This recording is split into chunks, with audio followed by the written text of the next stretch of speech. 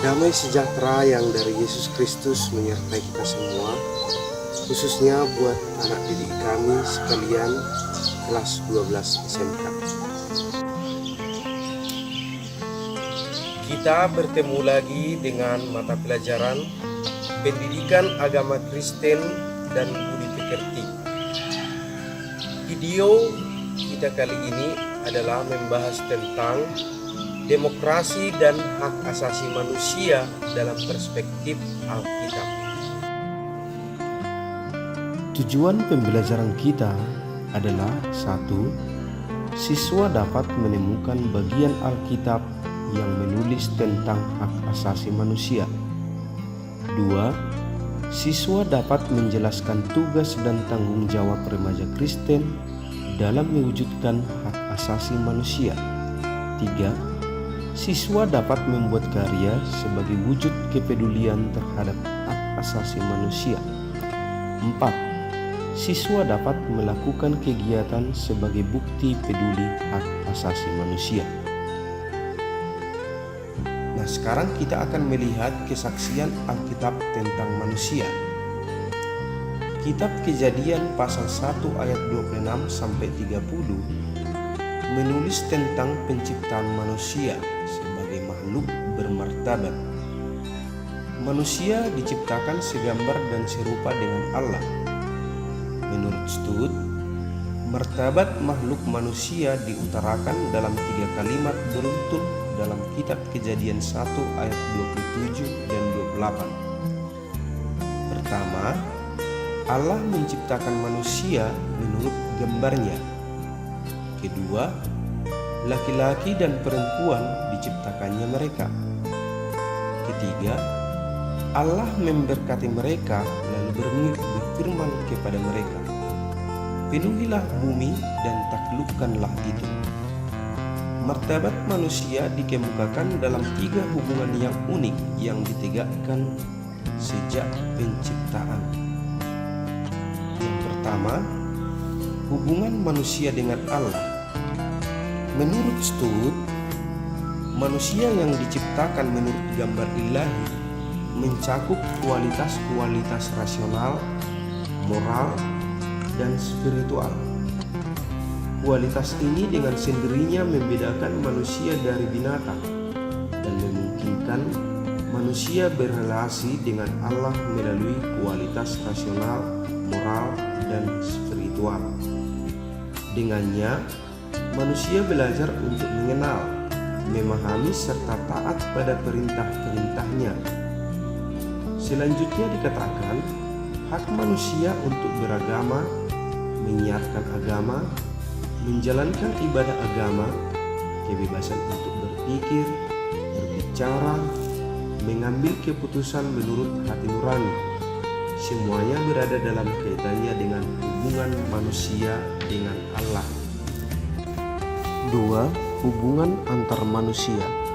Allah menciptakan manusia sebagai makhluk sosial, sehingga ia juga memberkati relasi antar manusia, termasuk hal-hal yang berkaitan dengan akibat dari relasi atau hubungan itu.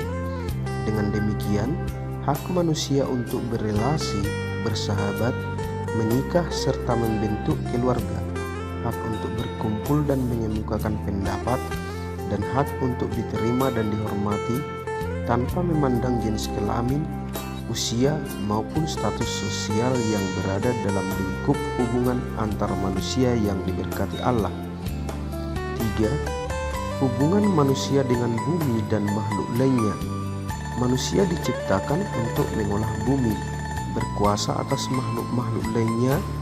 Dengan demikian, manusia diberikan hak untuk bekerja, memiliki karir, hak untuk beristirahat, hak untuk memperoleh sandang, pangan, rumah yang nyaman dan sehat, memperoleh hak untuk bebas dari penyakit, kemiskinan, keterbelakangan, dan hak untuk menikmati udara dan air bersih. Sekarang kita akan melihat implikasi terhadap demokrasi dan hak asasi manusia. Implikasi dari 3 hubungan yang unik di atas adalah Hakikat manusia sebagai makhluk bermartabat merupakan pemberian Allah. Oleh karena itu, tidak seorang pun dapat mengambilnya dari diri seseorang. Menurut kitab Amsal 14 ayat 31, siapa yang menindas orang lemah menghina penciptanya.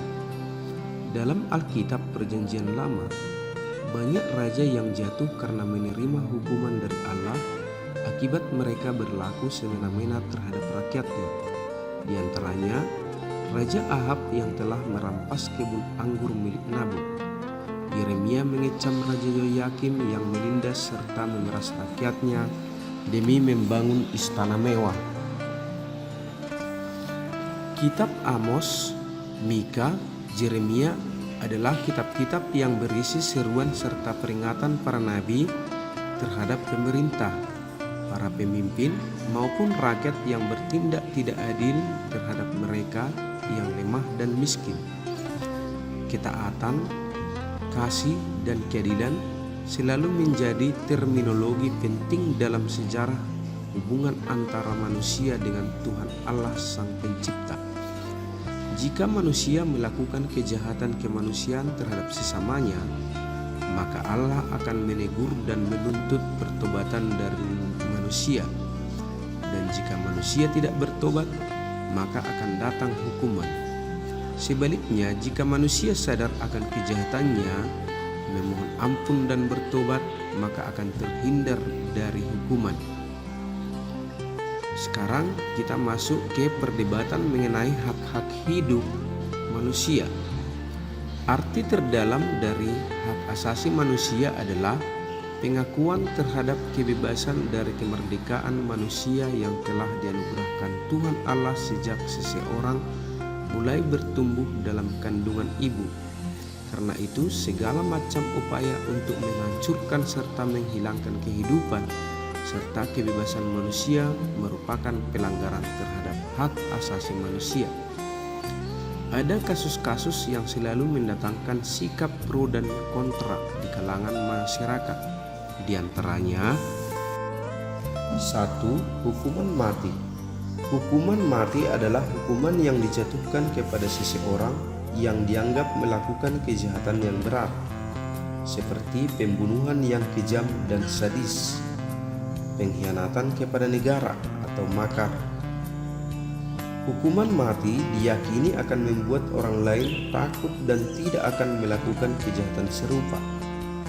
Selain itu juga terjadi berbagai kasus ketika orang yang tidak bersalah dijatuhi hukuman mati. Berbeda dengan hukuman penjara, bila seseorang sudah dieksekusi, tentu hukuman itu tidak dapat dibatalkan.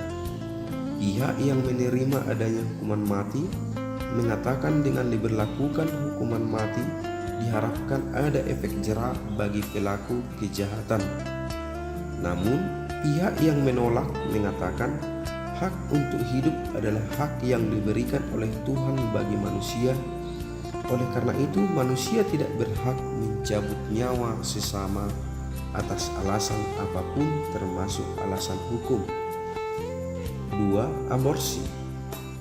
Aborsi atau pengguguran kandungan adalah praktik menghilangkan janin yang ada di dalam kandungan. Aborsi juga biasanya tidak akan dilakukan apabila kandungan sudah cukup lanjut usianya, misalnya 5 bulan ke atas. Namun, apabila kandungan itu membahayakan jiwa si ibu, biasanya aborsi dapat diterima. Banyak pihak yang menentang aborsi karena dipandang sebagai pembunuhan. Ketiga, eutanasia. Eutanasia adalah praktik yang dipilih untuk membebaskan seseorang dari penderitaan panjang. Ada eutanasia aktif, yaitu ketika seseorang pasien meminta sendiri agar segala perawatan yang diberikan kepadanya dihentikan karena ia sudah tidak mau menderita lebih lama lagi. Ada pula eutanasia yang dilakukan dengan sengaja menyuntikkan zat beracun yang mematikan seseorang untuk menghentikan penderitaannya. Nah, Dari 3 buah kasus di atas merupakan upaya manusia merampas hak Allah, karena hanya Allah saja yang berhak menganugerahkan kelahiran maupun kematian. Berbicara tentang hukuman mati, aborsi dan eutanasia sampai saat ini masih terjadi pro dan kontra. Ada yang memihak dan ada yang menentang praktik tersebut. Untuk itu, apakah yang menjadi kewajiban manusia menyangkut demokrasi dan hak asasi manusia? Manusia tidak hanya diberikan hak asasi oleh Tuhan, tapi juga kewajiban asasi. Dalam setiap hak diikuti oleh kewajiban. Dalam Galatia 5 ayat 13, Rasul Paulus mengatakan, "Saudara-saudara, memang kamu telah dipanggil untuk merdeka, tetapi janganlah kamu menggunakan kemerdekaan itu sebagai kesempatan untuk kehidupan dalam dosa, melainkan layanilah seseorang akan yang lain oleh kasih." Untuk itu, apakah tanggung jawab seorang remaja Kristen di bidang hak asasi manusia? Di antaranya, menjaga hubungan yang baik dengan sesama, baik dengan teman, guru, anggota keluarga maupun orang lain. Remaja Kristen juga dapat menghargai pendapat orang lain, menghargai sesama dalam berbagai perbedaan, berpikir positif terhadap orang lain, melaporkan kepada yang berwajib jika menyaksikan peristiwa pelanggaran hak asasi manusia.